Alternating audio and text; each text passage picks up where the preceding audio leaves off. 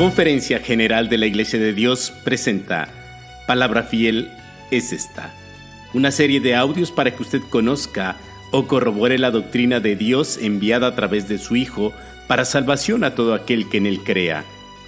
Así será mi palabra que sale de mi boca.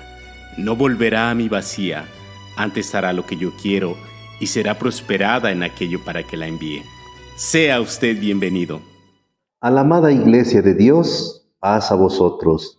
Les saluda su hermano en Cristo, ministro Noé Raimundo Navarro, en esta ocasión para traerles la segunda parte del tema titulado ¿Por qué el Verbo se hizo carne?, conociendo así los motivos que permitieron que el Hijo de Dios viniera a la tierra. Dicho artículo fue escrito por el hermano Sebastián García en el Abogado de la Biblia, periodo mayo-junio de 1995. El Señor Jesús, tal como lo menciona el apóstol Pablo en el libro a los Hebreos, dice: en la cabecera del libro está escrito de mí. Hebreos capítulo 10, versículo 7. Después el apóstol Juan escribe: y la luz en las tinieblas resplandece, mas las tinieblas no la comprendieron. Unos 735 años antes de Cristo, el profeta Isaías habló que Jesús sería llevado a la muerte, porque los hombres no entendieron su doctrina, según la parábola de Jesús. Un hombre rico que estaba en el suplicio le ruega a Abraham que enviara a la casa de sus padres el mensaje para sus 5 hermanos, a fin de que no llegaran a este mismo suplicio. Este mismo mensaje ha sido predicado a todo el mundo. Sin embargo, ¿cuál ha sido el resultado de este mensaje enviado a los hombres? El resultado ha sido negativo, a excepción de unos pocos, los cuales expusieron su vida ante el repudio de los hombres que solo creen la doctrina de sus guías antes que la palabra de Dios en relación con Cristo. El Verbo hecho carne con todos los atributos de la divinidad. Por eso Él tiene potestad en los cielos y en la tierra, porque Dios le ha dado toda esta potestad. Los sacerdotes romanos fueron los primeros en propagar el politeísmo, enseñando la adoración de miles de vírgenes y santos, corrompiendo la divinidad de Cristo. El Verbo hecho carne, violando los mandamientos de Dios, con tantas figuras como sistema de adoración, cambiando también el 4º mandamiento que se refiere al reposo del día sábado, cambiándolo por el primer día de la semana, hecho que se llevó a cabo al principio del 4º siglo, haciendo vano de esta manera el sacrificio de Cristo e implantando tradiciones de aquella Babilonia antigua que fue el centro de la idolatría. El apóstol Pablo, que vivió en Roma, que fue muerto en Roma por los enemigos del Evangelio, dijo: porque manifiesta es la ira de Dios del cielo contra toda impiedad e injusticia de los hombres, que detienen la verdad con injusticia, porque habiendo conocido a Dios, no le glorificaron como a Dios, ni dieron gracias, antes se desvanecieron en sus discursos, y el necio corazón de ellos fue entenebrecido. Romanos capítulo 1, versículo 18 y 21. Y la luz en las tinieblas resplandece, mas las tinieblas no la comprendieron. ¿Por qué?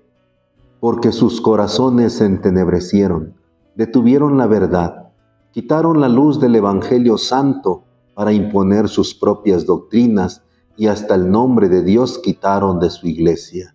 Así fue como la Roma y el Vaticano se exaltaron a nivel mundial y Roma vino a ser la ciudad eterna. Por medio de sus dogmas y sus encíclicas conciliares, sus beatificaciones de santos y demás reglas de culto, sus pontífices se elevaron al título de infalibles, aunque no ha habido ninguno de sus papas que sea infalible. Hablando de papas, Pablo II es el número 264 de los papas. Ahora fíjese lo que dijo el Papa Pío VII. Dijo que cuando llegara la lista a 266 papas, sería el fin del mundo. ¿Recuerdan los papas esto? ¿Lo tiene en mente la Iglesia Católica? Esto, ni Juan XXIII, ni Paulo VI, ni Juan Pablo I, ni Juan Pablo II han tomado en cuenta el vaticinio de Pío XII. Cada uno de ellos impone su autoridad cuando está en el mando de su oficio. Cada vez que cambia un papa, cambia la política papal. En cambio, la palabra de Dios nos dice que la Iglesia de Dios solo ha tenido un solo pontífice, el Señor Jesucristo, y no ha tenido ni tendrá otro sustituto. Solo Él es el pontífice que se sentó a la diestra de Dios para que todo aquel que se allegue a Él implorando el perdón de sus pecados, obtenga el derecho de ser levantado de los muertos en aquel día cuando Jesús vuelva para establecer su reino. Jerusalén entonces será la capital de su reino y desde allí gobernará todas las naciones. Él entonces será el Rey de reyes y el Señor de señores. Este mismo es aquel que se hizo carne, que murió y resucitó de entre los muertos. Su venida por segunda vez a la tierra no tarda. Solo sus santos se preparan para recibirlo. Él viene porque es el único de entre los muertos que ha subido a los cielos. Así dicen sus propias palabras: nadie subió al cielo sino el que descendió del cielo. Juan capítulo 3, versículo 13.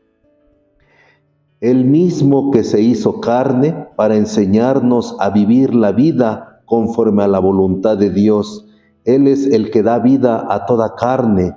Este es el que el Padre ha honrado, ante cuyo nombre debe doblarse toda rodilla en el cielo y en la tierra. El que da testimonio de estas cosas dice: ciertamente vengo en breve. Amén, así sea. Ven, Señor Jesús. Apocalipsis capítulo 22, versículo 20.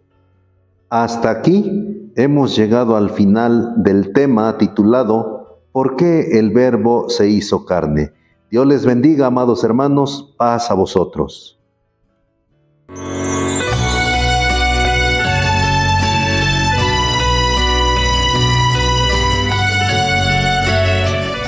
La Conferencia General de la Iglesia de Dios presentó Palabra Fiel es esta, una serie de audios para que usted conozca o corrobore la doctrina de Dios enviada a través de su Hijo para salvación a todo aquel que en Él crea.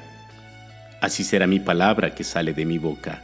No volverá a mí vacía, antes hará lo que yo quiero y será prosperada en aquello para que la envíe. Que Dios le bendiga. Paz a vosotros.